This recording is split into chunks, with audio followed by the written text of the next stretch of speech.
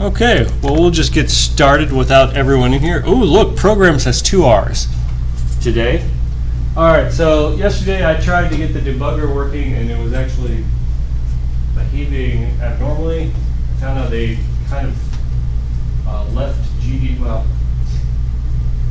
they've kind of, I guess the best way to do is change the way it works. It's actually a lot simpler now that I learned the way it occurs. So right now, the slides I have for debugging are completely superfluous, or they're meaningless now.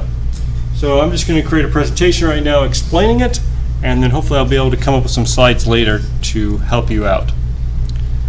But basically, if we're over here, let's go into debug. I haven't created that directory, so we'll make a debug directory. Morning. I'll go ahead and create a main.cpp. And we'll make this simple. Int main int arg c char star arg v. Let me open it back up. There we go. And I think I had to let's go ahead and make some grades. And then we'll have 4 int I equals 0, I is less than 100, I plus plus. Grades of I equals I. We're just setting a bunch of grades for values, and then we'll return 0. Alright, simple program. G++ main.cpp.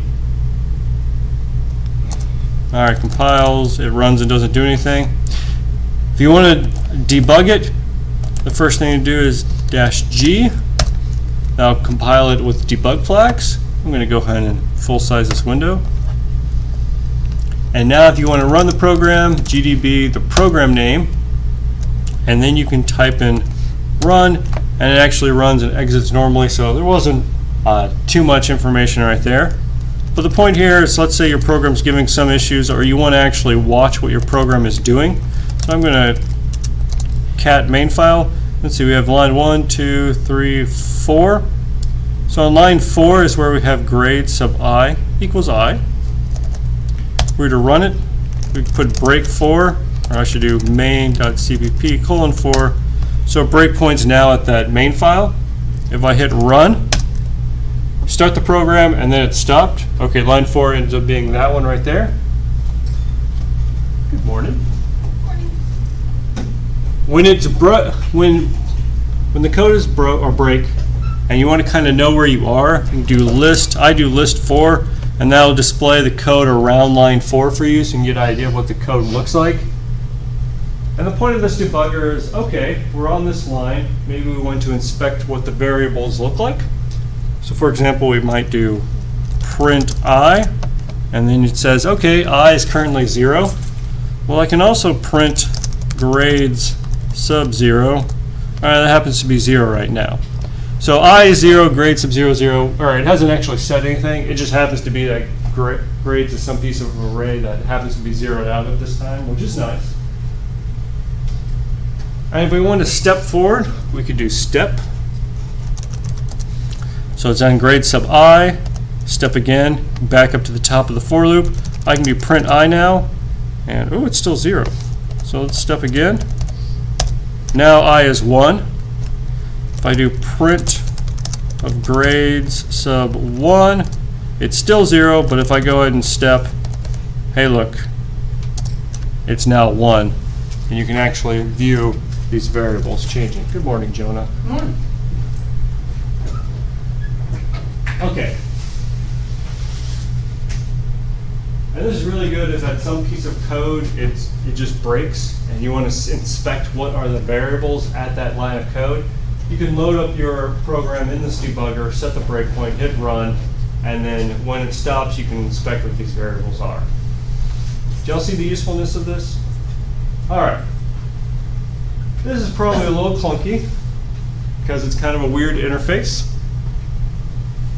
So, what people decide to do, good morning, we'll quit anyway, is there's another program called DDD, which is like GDB, only gives you a GUI, which actually for debugging can be very helpful. If you notice up here with DDD, when you do DDB and the executable, let me go back and make sure that was clear.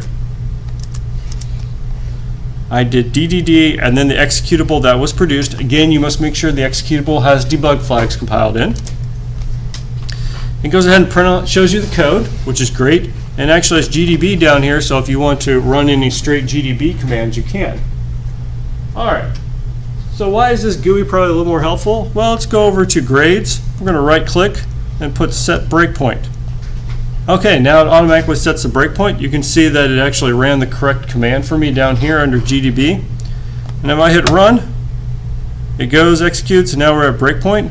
We still have GDB here, so we can do print I, which is 0, print grade sub I, and keep going. And what's beautiful is it has this little green arrow showing you where you are in the code. You can click step, goes back to the top of the for loop, step again, keep going. And notice that it can coming back to the breakpoint. Stepping goes one line of code. Next, actually we'll do the same thing for now. So I ran it a couple times. I don't recall where I am in this loop, but I can do print I.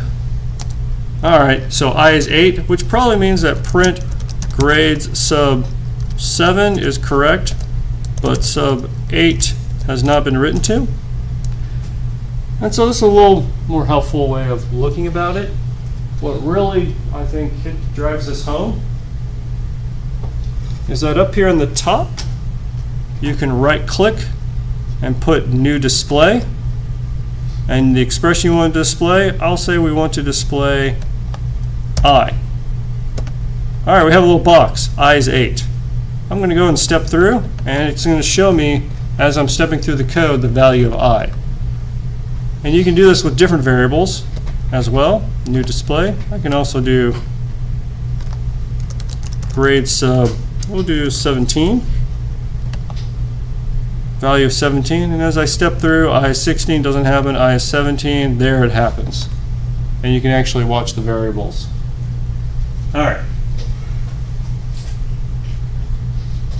This is actually very useful if you're having problems with your code or you're trying to figure out why your code is logically doing one thing, or even if why it breaks or seg faults at a certain spot. When we start talking about pointers, this will be really helpful, because if you try and get to a pointer and the pointer looks, is all zeros, well, obviously you know what just happened. You tried to dereference a null pointer. All right. Any questions on the debugger? I'm going to stop the video here so you can at least review, I guess, the easier way to do debugging under Linux. No questions?